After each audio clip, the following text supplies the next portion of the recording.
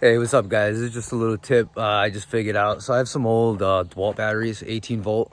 I had it in storage for quite a while because I have a new system. I switched over to the 20 volt. So anyways, I pulled out some old tools. Come over here, it's a small grid place. I'm just doing a bunch of work.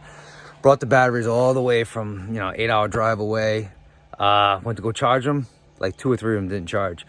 What ended up happening was that they're completely drained, and for whatever reason, the charger won't charge it if it's completely drained.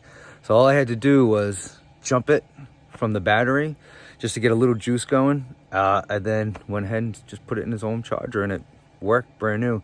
So I just wanted to share this because I'm sure a lot of guys like me, I was actually kind of debating on just chucking them and getting some new ones, figuring, I don't know, something's going on with the battery, but no, just needs a little juice. And I'll go ahead and flip it around and show you guys. So you can see I'm touching the negative and positive charge and getting zero reading. So completely drained, completely dead. So you can see right here, negative, positive, coming off this solar system battery. It only takes about 10 seconds. Well, not 10, maybe half a minute, something like that. It doesn't take very long to get a little charge in it. So that little bit of charge put in about 7-8 volts. And there you go, guys. So you can see it's reading 16, 17 on this 18 volt battery, and it's holding steady.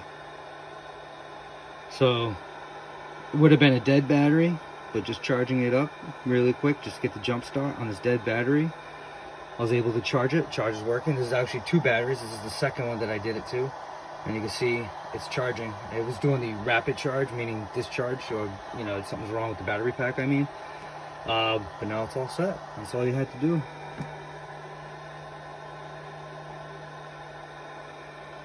So there you go.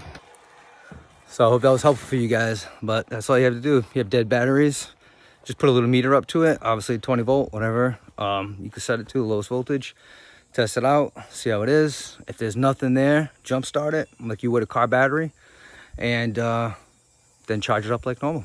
And there you go. Save yourself about a $50, $100 bill. Peace.